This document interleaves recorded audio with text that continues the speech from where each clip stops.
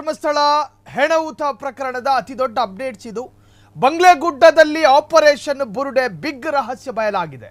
13 ಎಕರೆ ಜಾಗದಲ್ಲಿ 9.9 ತಂಡ, 7 ಗಂಟೆ, 6 ತಲೆ ಬುರುಡೆ, 117 ಮೂಳೆ. 13 ಎಕರೆ ಎನ್ನುವಂಥ ವಿಶಾಲವಾದ ಜಾಗದಲ್ಲಿ 9 ಪಾಯಿಂಟ್ಗಳಿತ್ತು, 9 ತಂಡ ಹೋಗಿತ್ತು. ನಿರಂತರ 7 ಗಂಟೆಗಳ ಕಾರ್ಯಾಚರಣೆ, 6 ತಲೆ ಬುರುಡೆ, 117 ಮೂಳೆ. ಎಸ್ಐಟಿ ತನಿಖೆಗೆ ಟ್ವಿಸ್ಟ್ ಮೇಲೆ ಟ್ವಿಸ್ಟ್ ಕೊಟ್ಟ ವಿಠಲಗೌಡ. ಬಂಗ್ಲೆಗುಡ್ಡದ 13 ಎಕರೆ ಅರಣ್ಯದಲ್ಲಿ, ದಟ್ಟಾರಣ್ಯದಲ್ಲಿ ಶೋಧ ಕಾರ್ಯ. ನೇತ್ರಾವತಿ ಸ್ನಾನಘಟ್ಟದ ಸಮೀಪದ ಬಂಗ್ಲೆಗುಡ್ಡ ಎನ್ನುವಂತಹ ಪ್ರದೇಶದಲ್ಲಿ ಅರಣ್ಯ ಇಲಾಖೆ ಇತ್ತು, ಲೋಕೋಪಯೋಗಿ ಇಲಾಖೆ ಇತ್ತು, ಸೋಕೋ ಟೀಮ್ ಮತ್ತು ಕಂದಾಯ ಇಲಾಖೆ, ಪಂಚಾಯತ್ ಸಿಬ್ಬಂದಿಯಿಂದ ಶೋಧ ಕಾರ್ಯ ನಡೆದಿದೆ.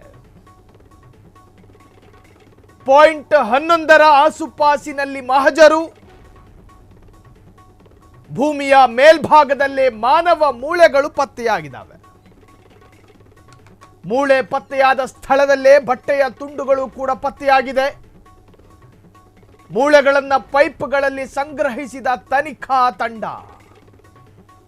ಮಣ್ಣಿನ ಸ್ಯಾಂಪಲ್ಗಳನ್ನು ಬಕೆಟ್ಗಳಲ್ಲಿ ಸಂಗ್ರಹ ಮಾಡಿಕೊಳ್ಳಲಾಗಿದೆ. ಇಂದು ಕೂಡ ಬಂಗ್ಲೆಗುಡ್ಡದಲ್ಲಿ ಮರುಶೋಧ ನಡೆಯುವ ಎಲ್ಲ ಸಾಧ್ಯತೆಗಳು ಕೂಡ ಇದ್ದಾವೆ. ಒಂದು ತಿಳ್ಕೊಳ್ಳಿ, ಒಂದು ಪ್ರದೇಶಕ್ಕೆ ಸೋಕೋ ಟೀಮ್ಗಳು ಹೋಗ್ತಾ ಇದೆ ಎನ್ನುವುದಾದರೆ ಅಲ್ಲೇನೋ ಸಿಗ್ತಾ ಇದೆ ಎನ್ನುವಂಥ ಅರ್ಥ. ಕಾರಣ, ಅಪರಾಧ ದೃಶ್ಯಗಳ ಅಧಿಕಾರಿಗಳು ಅಂತಾನೆ ಕರೆಸಿಕೊಳ್ಳುವ ಸೋಕೋ ಟೀಮ್ಗಳು ಅಲ್ಲಿ ಸಿಗುವ ಭೌತಿಕ ಪುರಾವೆಗಳನ್ನು ಅತ್ಯಂತ ಸುರಕ್ಷಿತವಾಗಿ ಸಂಗ್ರಹಿಸಿ ಇಡಬಹುದಾದ ತರಬೇತಿಗಳನ್ನು ಪಡೆದುಕೊಂಡಿರುತ್ತಾರೆ. ಸೋಕೋ ಟೀಮ್ ಹೋಗಿದೆ ನೆನ್ನಲ್ಲಿಗೆ. 7 ಗಂಟೆ ನಿರಂತರವಾದಂತಹ ಓತಪ್ರೋತ ಕಾರ್ಯಾಚರಣೆಯಲ್ಲಿ 117 ಮಾನವನ ಮೂಳೆಗಳು ಎಂದು ಹೇಳಲಾಗುವ ಪ್ರತ್ಯೇಕ ಉಲ್ಲೇಖ ಇದೆ, ಅರ್ಥ ಮಾಡ್ಕೊಳ್ಳಿ. ಪ್ರಾಣಿಗಳ ಮೂಳೆಗಳಲ್ಲ, ವನ್ಯಜೀವಿಗಳ ಮೂಳೆಗಳಲ್ಲ, ಮನುಷ್ಯನ ಮೂಳೆಗಳು ಎಂದು ಹೇಳಲಾಗುವ 117 ಜೊತೆನೋ ಅಥವಾ 117 ಮೂಳೆನೋ ಇನ್ನು ಖಾತ್ರಿಯಲ್ಲ. 117 ಮೂಳೆಗಳನ್ನು ಬಕೆಟ್ನಲ್ಲಿ ಸಂಗ್ರಹಿಸಿ ಇಡಲಾಗಿದೆ. ಅದನ್ನು ಪ್ರತ್ಯೇಕವಾಗಿ ಸುರಕ್ಷಿತವಾಗಿ ಸಂಗ್ರಹಿಸೋದಕ್ಕೆ ಸೋಕೋ ಟೀಮ್ ತಯಾರಾಗಿತ್ತಲ್ಲಿ. ಎಲ್ಲ ಎಕ್ಸ್ಪರ್ಟ್ಗಳು ಬಂದಿದ್ರು. ಅದಕ್ಕೆ ಬೇಕಾದಂತಹ ಕೆಮಿಕಲ್ಗಳು ಅವರಲ್ಲಿರುತ್ತೆ.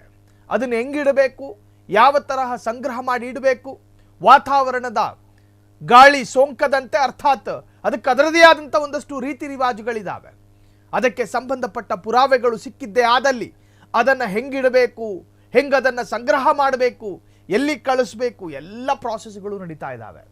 ಎಸ್ಐಟಿ ತನಿಖೆಗೆ ಟ್ವಿಸ್ಟ್ ಕೊಟ್ಟ ವಿಠಲಗೌಡ. ಬಂಗ್ಲೆಗುಡ್ಡದ 13 ಎಕರೆ ದಟ್ಟಾರಣ್ಯ, ಅದು ದಟ್ಟಾರಣ್ಯ, ಕಾಡು ಪ್ರಾಣಿಗಳಿಗೆ ಅತ್ಯಂತ ಪ್ರಿಯವಾದ ಅತ್ಯಂತ ನಿರ್ಜನ ಪ್ರದೇಶ ಅದು. ಕಾರ್ಗತ್ತಲ ರಾತ್ರಿಯಲ್ಲಿ ಬರಿಗಣ್ಣಿಗೆ ಏನೂ ಕಾಣದು ಆ ಪ್ರದೇಶಗಳಲ್ಲಿ. ಇದು ಎಲ್ಲಿದೆ ಅಂತ ಕೇಳಿದ್ರೆ, ಶ್ರದ್ಧಾ ಕೇಂದ್ರದ ಪಕ್ಕದಲ್ಲಿರುವ ನೇತ್ರಾವತಿ ಸ್ನಾನಘಟ್ಟದ ಅತಿ ಕಡಿಮೆ ಅಂತರದಲ್ಲಿ ಈ ಪ್ರದೇಶ ಸಿಗುತ್ತೆ ನಿಮಗೆ, ವಾಕೆಬಲ್ ಡಿಸ್ಟೆನ್ಸ್. ನೇತ್ರಾವತಿ ಸ್ನಾನಘಟ್ಟದ ಸಮೀಪದಲ್ಲಿರ್ತಕ್ಕಂತಹ ಬಂಗ್ಲೆಗುಡ್ಡ ಅಂತ ಹೇಳಿ ಏನು ನಾವು ಸಂಬೋಧಿಸ್ತೀವೋ, ಅಲ್ಲಿನ ಸ್ಥಳೀಯರು ಬಂಗ್ಲಗುಡ್ಡ ಅಂತ ಹೇಳಿ ಸ್ಥಳೀಯ ಭಾಷೆಯಲ್ಲಿ ಅದು ಪರಿಚಿತಗೊಂಡಿದೆ. ಈ ಬಂಗ್ಲೆಗುಡ್ಡದಲ್ಲಿ ವಿಠಲಗೌಡ ಹೇಳಿದಂತೆ ಆತ 164 ಸ್ಟೇಟ್ಮೆಂಟ್ ಏನು ಕೊಟ್ಟಿರಲಿಲ್ಲ. ಆದರೆ ಎಸ್ಐಟಿ ವಿಚಾರಣೆಗೆ ಹಾಜರಾಗಿದ್ದ ಎಸ್ಐಟಿ ಅಧಿಕಾರಿಗಳ ಮುಂದೆ ಅನೇಕ ರಿವೀಲ್ ಆಗದ ಅನೇಕ ಮಾಹಿತಿಗಳನ್ನು ಹಂಚಿಕೊಂಡಿದ್ದಾನೆ. ಎಲ್ಲವನ್ನೂ ಕೂಡ ಎಸ್ಐಟಿಗಳು ಅಂತಿಮ ವರದಿಯಲ್ಲಿ ಸಲ್ಲಿಕೆ ಮಾಡ್ತಾರೆ, ಅದು ಬೇರೆ ವಿಚಾರ. ಆದರೆ ಸಂಭಾವ್ಯ ಹೇಳಿಕೆಗಳ ಆಧಾರದಲ್ಲಿ ನಾವೊಂದಷ್ಟು ವಿಸ್ತೃತವಾದಂಥ ವರದಿಗಳನ್ನು ಮಾಡಿದ್ವಿ.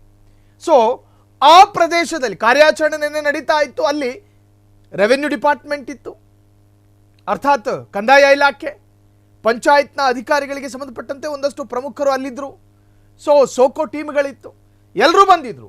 ಎಸ್ಐಟಿ ಅಧಿಕಾರಿಗಳು ಕಣ್ಣಿನ ರೆಪ್ಪೆಗಳನ್ನು ಮಿಟುಕಿಸದೆ, ಕಾರಣ ಇದು ಅತ್ಯಂತ ಸೂಕ್ಷ್ಮ ಪ್ರಕರಣ, ಕಣ್ಣು ಮಿಟುಕಿಸುವ ಹೊತ್ತಲ್ಲಾದರೂ ಬೇರೆ ತರಹದ ತಿರುವು ಪಡೆದುಕೊಳ್ಬಹುದು. ಹಾಗಾಗಿ ಪರಿಪೂರ್ಣ ಸಂಪೂರ್ಣ ಏಕಾಗ್ರತೆ ಬಂಗ್ಲೆಗುಡ್ಡದ ಭೂಮಿ ಮೇಲಿತ್ತು ಎಸ್ಐಟಿ ಅಧಿಕಾರಿಗಳದ್ದು. ಮೂಳೆ ಪತ್ತೆಯಾದ ಸ್ಥಳದಲ್ಲೇ ಬಟ್ಟೆಯ ತುಂಡುಗಳು ಪತ್ತೆಯಾಗಿದೆ. ಇದು ಪ್ರಮುಖವಾದಂಥ ಪಾಯಿಂಟ್, ಅಂಡರ್ಲೈನ್ ಮಾಡಬಹುದಾದಂಥ ಪಾಯಿಂಟ್ ಇದು. ಯಾವ ಮನುಷ್ಯನ ಅಸ್ಥಿಗಳು ಪತ್ತೆಯಾಗಿತ್ತು ಆ ಪ್ರದೇಶದ ಸುತ್ತಮುತ್ತ ಮನುಷ್ಯನು ಧರಿಸುವ ಬಟ್ಟೆಯ ತುಂಡುಗಳು ಪತ್ತೆಯಾಗಿದೆ.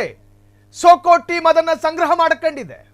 ಅಲ್ಲಿ ಸಿಗಬಹುದಾದ ಮನುಷ್ಯ ಬಳಕೆಗೆ ಯೋಗ್ಯವಾದ ಅಥವಾ ಅಯೋಗ್ಯವಾದ, ಅಂದರೆ ಯೋಗ್ಯವಲ್ಲದ ಯಾವುದೇ ಭೌತಿಕ ವಸ್ತುಗಳು ಸಾಕ್ಷ್ಯ ರೂಪದಲ್ಲಿ ಸಿಕ್ಕಿದ್ರೆ ಸೋಕೋ ಟೀಮ್ಗಳು ಆಗಲೇ ಕಬಳಿಸ್ಕೊತಾರೆ, ಅರ್ಥಾತ್ ಸಂಗ್ರಹ ಮಾಡ್ಕೊತಾರೆ ಅಂತ.